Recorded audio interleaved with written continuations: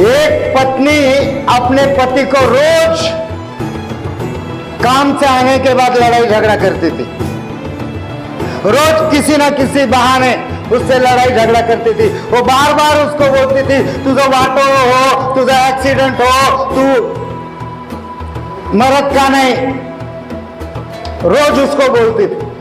वो बेचारा बोलता था कि क्यों तू ऐसा बात करती है, क्यों ऐसा बोलती है, मत बोला कर, मुझे हर्ट होता है, मुझे अच्छा नहीं लगता है, तो इस तरह के वर्ड यूज मत किया कर। लेकिन वो औरत, वो वाइफ में किसी प्रकार का सुधार नहीं, बार बार बोलती थी।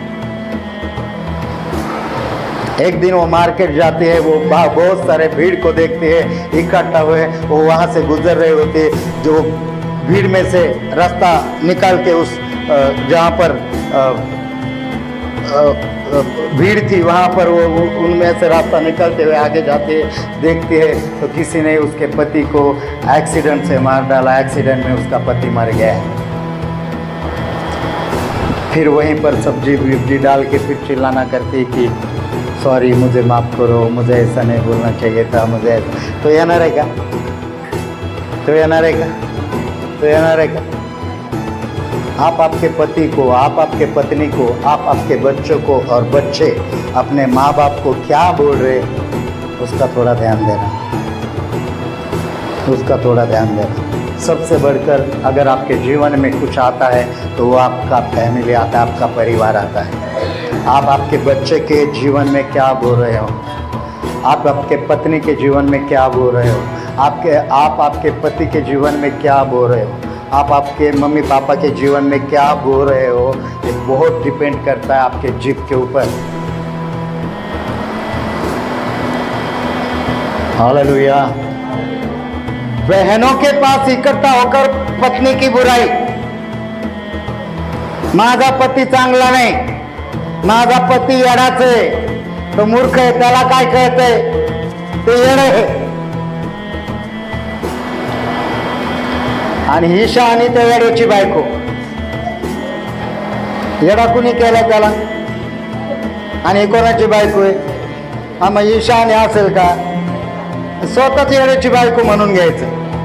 पण त्याच पतीला जर म्हटली तर माझ्या पतीसारखा कोणच नाही, माझा पती हिरो आहे, माझा पती राजा आहे, माझ्या पतीचा नादच नाही करायचा, मला अभिमान आहे माझ्या पतीचा, तर ती कोणाची बायको आहे? त्या हिरोची, त्या राजाची, त्या अभिमान असणाऱ्या व्यक्तीची ती बायको आहे। तिला अभिमान वाटतो की मी त्याची पत्नी आहे। माहेरी जायचं म्हणे त्याला येड आहे, ते काय शहाण आहे का?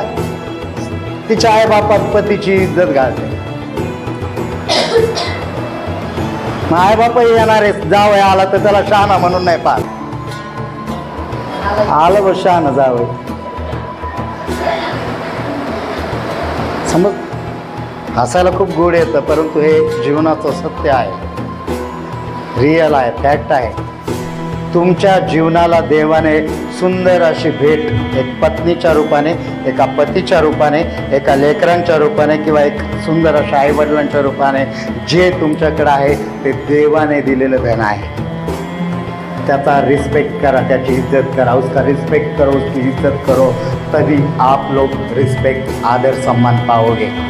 अदरवाइज आप भी उसके लायक नहीं। जिभेने आपल्या लेकरांना आशीर्वादित करा, जिभेने आपल्या पत्नीला आशीर्वादित करा, जिभेने आपल्या पतीला आशीर्वादित करा, जिभेने आपल्या आई वडिलांना आशीर्वादित करा, जिभेने आपल्या मंडळीतल्या लोकांना आशीर्वादित करा, जिभेने आपल्या नातेवाईक आप्तेष्टावर आशीर्वाद बोला, जिभेने आपल्या नातेवाईक आप्तेष्टांचं तारण त्यांच्या जीवनावर घोषित करा, म्हणजे ते तारले जाते। नाही, मला माहिती त्याचं तारणच नाही होणार। अरे आग लागो तुझ्या जिभेला, परत अक्का म्हणे शाप देतो। नाही पण खरं आहे ना, नाही का? तुम्ही तुमच्या लोकांवर आशीर्वाद घोषित नाही करणार, तारण घोषित नाही करणार, तर काय होणार? त्यांचं तारण नहीं होना, त्यांचं तारण नहीं हो, तुमच्या बोलण्यामुळे उनका उद्धार नहीं हो रहा, आपके बोलने के द्वारा उनको आशीष नहीं मिल रही, आपके बोलने के द्वारा तो आप तो क्या हो गए? आप तो दंड के हकदार आप ही हो गए ना, हो गए या नहीं हो गए?